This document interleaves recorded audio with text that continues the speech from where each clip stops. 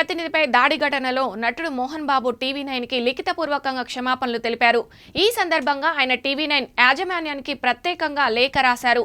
తన కుటుంబం ఘటన పెద్దదిగా మారి టీవీ9 జర్నలిస్టును ఆవేదనకు గురి చేసినందుకు చింతిస్తున్నానని ఆయన పేర్కొన్నారు.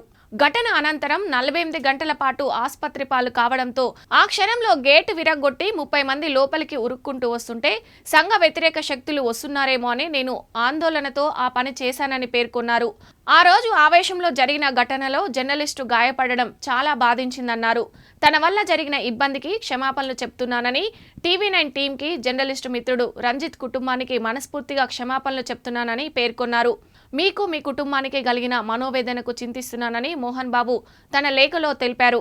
కాగా ఈ ఘటనలో ఇప్పటికే మోహన్ బాబుపై 118 BNS సెక్షన్ కింద కేసు నమోదైన విషయం తెలిసిందే.